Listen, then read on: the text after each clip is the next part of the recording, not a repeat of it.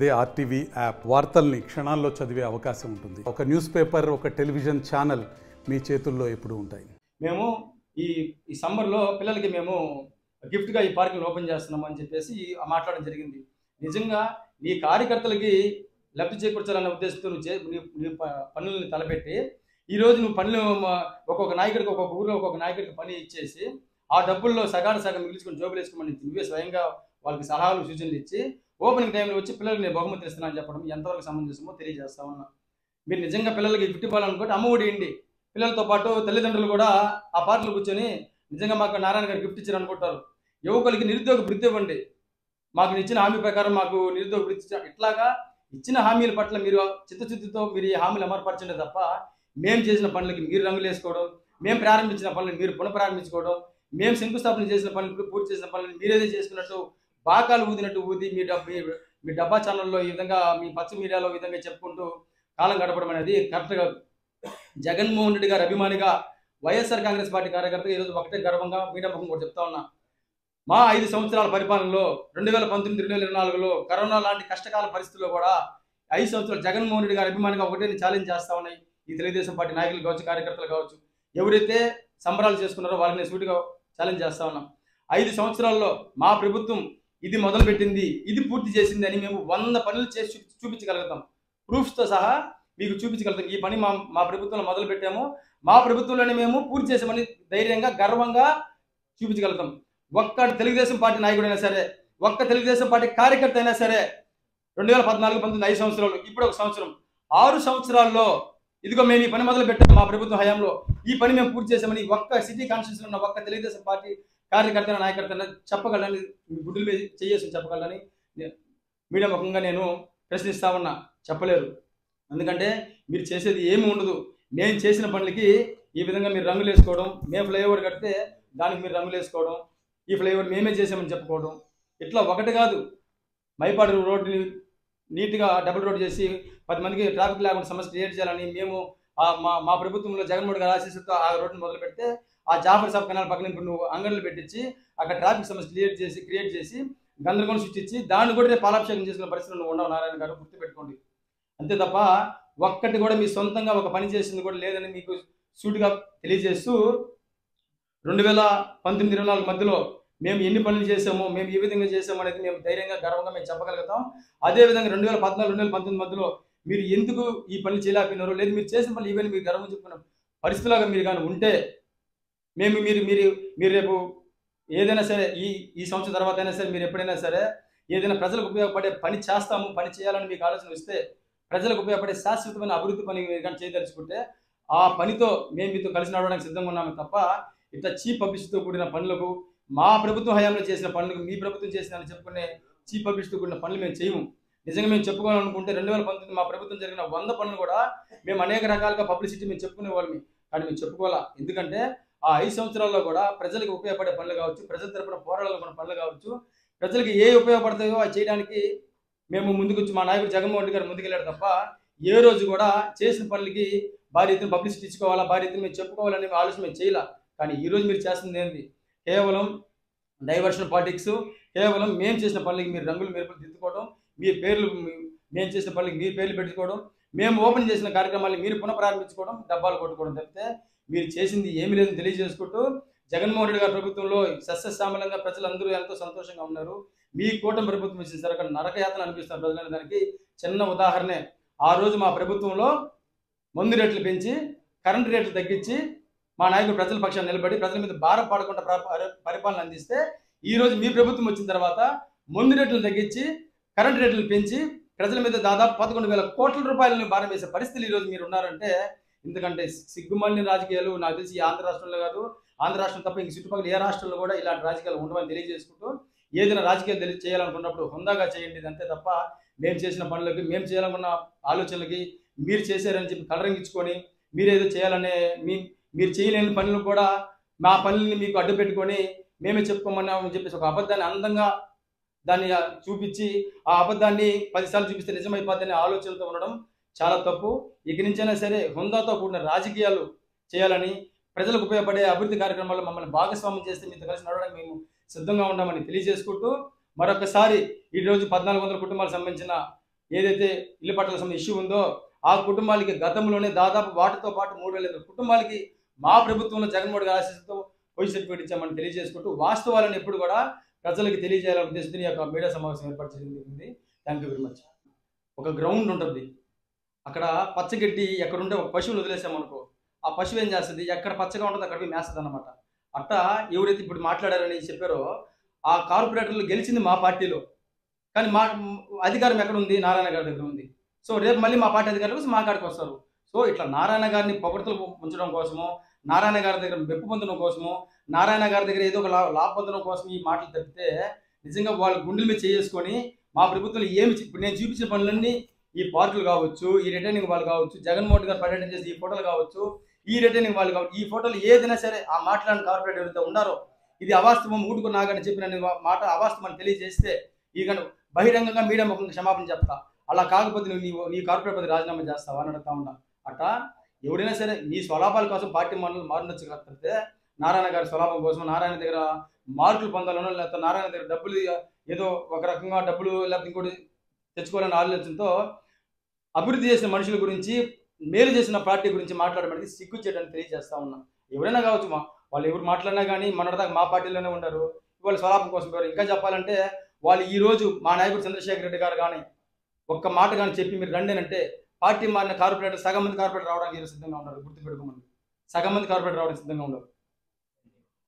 నా అందరికీ నమస్కారం అన్న. ముందుగా దేశం కోసం పోరాడి వీరమరణం పొందినటువంటి తెలుగు బిడ్డ వీర జవాన్ మురళీ నాయక్ గారికి నివాళులు అర్పిస్తూ ఆయన కుటుంబానికి వైఎస్ఆర్ కాంగ్రెస్ పార్టీ యువజన విభాగం తరఫున మా ప్రగాఢ సానుభూతిని తెలియజేస్తూ ఆ కుటుంబానికి ఆ భగవంతుని మనోధైర్యం ప్రసాదించాలని ప్రార్థిస్తున్నాను.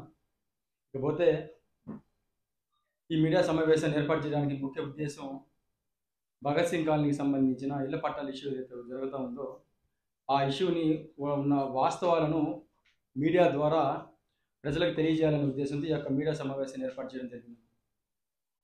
గత 2 రోజులుగా మీరు చూస్తూ ఉన్నారు, గౌరవ మంత్రివర్యులు శ్రీ నారాయణ గారు ఆయన కావచ్చు, లేకపోతే ఆయనకు సంబంధించిన తెలుగుదేశం పార్టీ నాయకులు కావచ్చు, తెలుగుదేశం పార్టీ కార్యకర్తలు కావచ్చు, 1400 కుటుంబాలకి మా నాయకుడు నారాయణ గారు శాశ్వతంగా ఇళ్ల పట్టాలు ఇప్పించాడు అని చెప్పేసి ఆయనకు సంబంధించిన మీడియాలోనో, లేకపోతే ఆయన సంబంధించిన సోషల్ మీడియాలోనో, ఆయన అనుచరులకు సంబంధించిన ఫేస్బుక్ స్టోరీల్లోనో హల్చల్ చేస్తూ నానా హంగామా చేస్తూ నెల్లూరు సిటీకి సంబంధించి 2 రోజుల నుంచి చాలా హంగామా చేస్తూ ఉన్నాడు. దాంతోపాటు మళ్ళీ పాలాభిషేకం కూడా చేసుకుంటూ ఉన్నారు. నేను ఒకటే అడుగుతా ఉండి మంత్రి గారు నారాయణ గారిని ఒకటే అడుగుతా ఉన్నా, ఈ వాస్తవాలు ప్రజలకు తెలియకపోతే ఏమవుతుందంటున్నా, గతంలో మాదిరిగా నారాయణ అంటే అభివృద్ధి, అభివృద్ధి అంటే నారాయణ అని ఏదైతే అన్నారో నేను ఒక ప్రెస్ మీట్లో కూడా మాట్లాడుతా అబద్ధం అంటే నారాయణ, నారాయణ అంటే అబద్ధం అని కూడా నేను తెలియజేయడం జరిగింది ఆ రోజు. దానికి ఉదాహరణే నేను ఇప్పుడు చెప్పే ఒక చిన్న సంఘటన.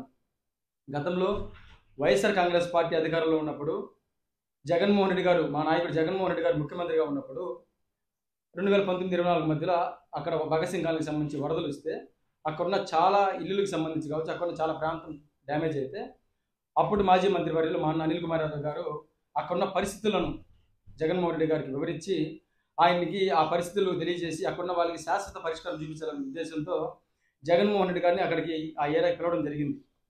స్వయంగా ఆ ప్రాంతానికి జగన్మోహన్ రెడ్డి గారు ప్రాంతానికి రావడం జరిగిన ఫోటోలు. ఆ రోజు జగన్మోహన్ రెడ్డి గారు పర్యటించిన ప్రాంతం భగత్ సింగ్ కాలనీలో ప్రజలు ఎదుర్కొంటున్న సమస్యల్ని స్వయంగా చూడడానికి జగన్మోహన్ రెడ్డి గారు పర్యటించిన ఫోటోలు ఇవి. మేము ఆ రోజు ఆయనతో పాటు ఉన్నాం అక్కడ. ఆ రోజు ఆయన స్వయంగా ఆ ప్రాంతానికి వచ్చి ఆ ప్రాంతంలో జరిగిన ఏదైతే ఇబ్బందులు, ఏదైతే అక్కడ సమస్యలు ఉన్నాయో ఆ ప్రాంతంలో ఉన్న ప్రతి ఒక్క పరిస్థితులు ఆయన క్షుణ్ణంగా పరిశీలించి అక్కడున్న బాధితులు వాళ్ళందరినీ కలుసుకొని వాళ్ళతో మాట్లాడినప్పుడు వాళ్ళు ఎంతో బాధతో, వాళ్ళు ఎంతో ఆవేదనతో వాళ్ళు చెప్పిన సమస్యలను విని ఈ సమస్యకి ఎట్లయినా సరే శాశ్వతంగా పరిష్కారం చూపాలి, మళ్ళీ మళ్ళీ సమస్య వస్తూ ఉంటే ఇట్లా ఇబ్బందికరమైన పరిస్థితి చేయడం కరెక్ట్ కాదు, ఈ సమస్యకి పరిష్కారం చూపాలనే ఉద్దేశంతో తక్షణమే అక్కడి నుంచి ఆయన 100 కోట్ల రూపాయలను రిటర్నింగ్ వాళ్ళకి సంబంధించి నిధులను అక్కడికక్కడ శాంక్షన్ చేయడం జరిగింది. దాంతోపాటు వీళ్ళందరూ కూడా శాశ్వతంగా ఇళ్ల పట్టాలు ఇస్తే బాగుంటుంది అని ఒక ఆలోచన చేసినప్పుడు అప్పుడు ఇరిగేషన్ డిపార్ట్మెంట్ వాళ్ళతో మాట్లాడితే ఇక్కడ ఈ వరద ప్రాంతాల వాళ్ళకి శాశ్వతంగా ఇవ్వడం కుదరదు సార్, ఇప్పుడున్న పరిస్థితుల్లో ఈ రిటర్నింగ్ వాళ్ళు పూర్తి అయితేనే మనం ఇవ్వడానికి దీన్ని బేస్ చేసుకోవడానికి వీలవుతుంది అని ఆ రోజు జగన్మోహన్ రెడ్డి గారు కావచ్చు, అప్పుడు మా నాయకుడు అనిల్ కుమార్ గారు చెప్పడం జరిగింది.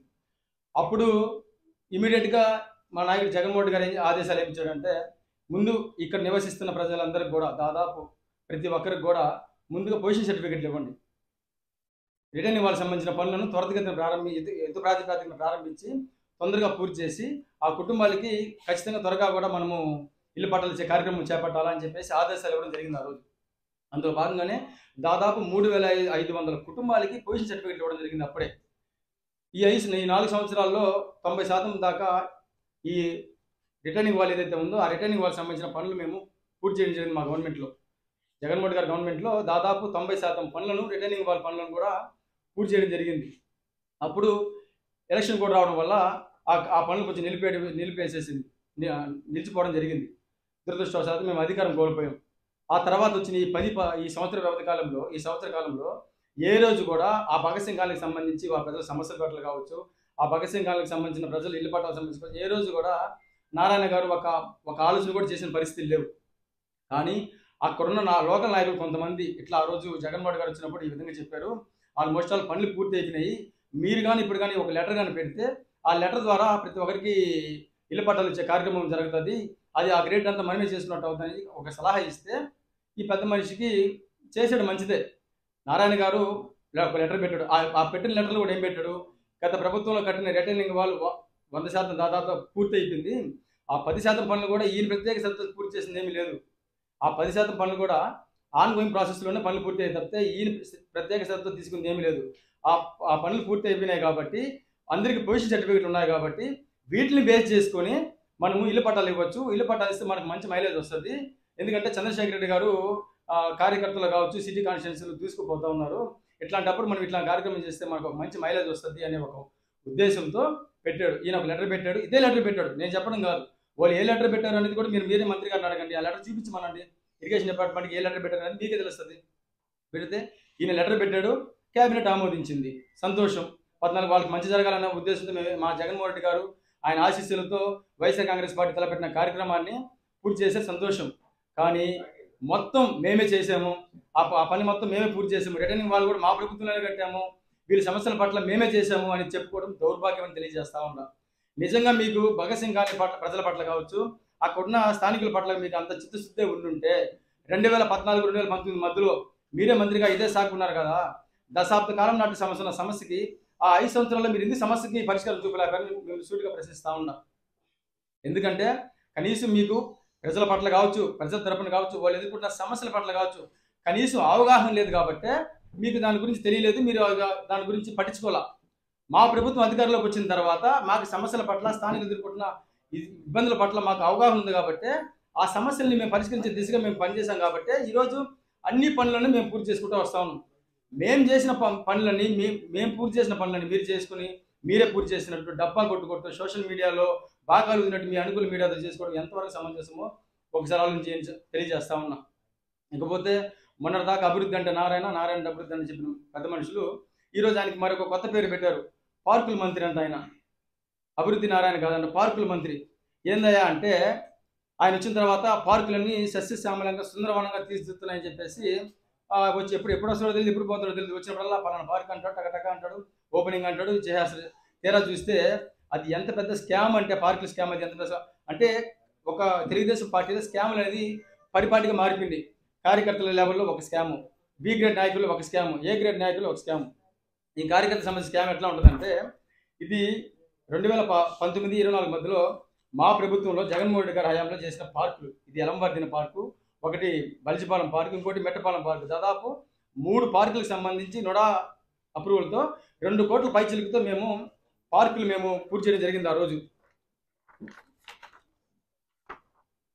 2 కోట్ల వ్యయంతో పార్కులను పూర్తి చేయడం జరిగింది. ఈ ప్లేసులు ఈ విధంగా రావడానికి కారణం ముందుగా అక్కడ జంగిలు ఒక అడవిలాగా అక్కడ ఆ ప్రాంతంలో గందరగోళంగా ఉంటే దాన్ని క్లియర్ చేసుకోవడానికి స్థానికులందరూ అభ్యర్థిస్తే మా గవర్నమెంట్లో జగన్మోహన్ గారి ఆశీస్సులతో ఈ యొక్క పార్కులని మేము నీట్గా దాదాపు 2 కోట్ల వ్యయంతో ఖర్చు పెట్టి కట్టించి మా ప్రభుత్వంలోనే మొదలుపెట్టే మా ప్రభుత్వంలోనే ఓపెన్ చేసాం ఈ పార్కులన్నీ కూడా. ఇవన్నీ అప్పుడు ఫోటోలు ఇవన్నీ కూడా చేసి ఆ పార్కుల మెయింటెనెన్స్ కోసం ఒక 2 మనుషుల్ని పెట్టి అక్కడున్న పార్కుల్లో మంచినీళ్ళు పట్టడం కావచ్చు, గడ్డి ఏదైనా పెరిగితే దాన్ని చేయడం కోసం అని 2 మనుషులు పెడితే ప్రభుత్వం అధికారం మారిన తర్వాత నుంచి, కూటమి ప్రభుత్వం అధికారం మారిన తర్వాత నుంచి అక్కడున్న పార్కులో పనిచేసే నాయకులను తీసేశారు. కొంతమంది పని వాళ్ళని తీసేశారు.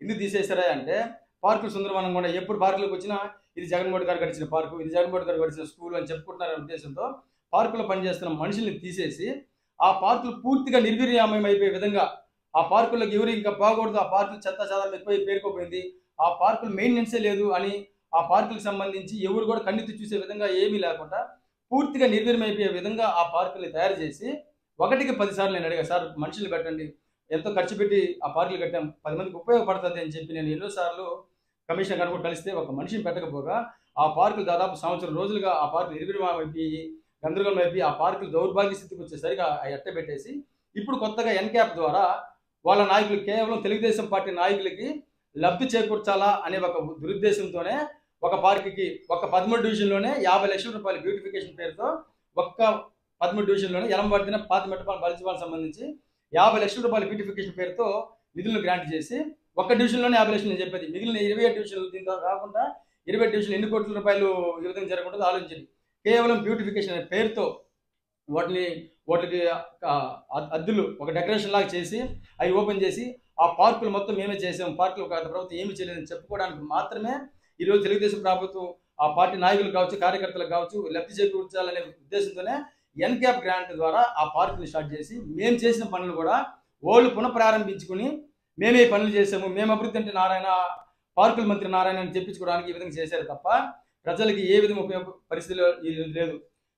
ఇప్పుడు ఈరోజు ఆ పార్కుల్లో పెట్టే ఆ జిమ్ ఎక్విప్మెంట్స్ కూడా సిఎస్ఆర్ గ్రాంట్ ద్వారా ప్రైవేట్ కంపెనీలు వాళ్ళు ఏదో 1%తోనో ప్రైవేట్ కంపెనీలు కొన్ని ఇస్తూ ఉంటాయి, జిమ్ ఎక్విప్మెంట్స్ కావచ్చు, ఇవి వాళ్ళు వర్క్లు చేసుకున్నప్పుడు కొన్ని ఇస్తుంటారు. ఆ గ్రాంట్ ద్వారా తీసుకొచ్చారు, ఫ్రీగా ఇస్తే తీసుకొచ్చారు. తీసుకురావడం కూడా సంతోషమే. ఇక్కడ భయపడాల్సిన విషయం ఏంటంటే తెలుగుదేశం ప్రభుత్వంలో ఏదైనా పని చేస్తే రూపాయి ఆదాయం లేకుండా ఏ పని చేయరు. అట్లాంటి ఒక ఉచితంగా ఒక పని చేశారంటే ప్రజల మీద ఫ్యూచర్లో ఏం భారం పడుతుందో అనే భయంతో ఆందోళన ప్రజలు ఉన్నారు. ఈరోజు ఈ పార్కులు ఓపెన్ చేస్తూ మంత్రి నారాయణ గారు ఒక మాట అన్నాడు, మేము ఈ సమ్మర్లో పిల్లలకి మేము గిఫ్ట్గా ఈ పార్కులు ఓపెన్ చేస్తున్నాము అని చెప్పేసి మాట్లాడడం జరిగింది. నిజంగా నీ కార్యకర్తలకి లబ్ధి చేకూర్చాలనే ఉద్దేశంతో నీ పనులను తలపెట్టి ఈరోజు నువ్వు పనులు ఒక్కొక్క నాయకుడికి ఒక్కొక్క ఊరిలో ఒక్కొక్క నాయకుడికి పని ఇచ్చేసి ఆ డబ్బుల్లో సగం. మరిన్ని వీడియోస్ కోసం ఛానల్ ని సబ్స్క్రైబ్ చేయండి, లేటెస్ట్ అప్డేట్స్ కోసం వాట్సాప్ ఛానల్ ని ఫాలో చేయండి అండ్ లింక్ డిస్క్రిప్షన్.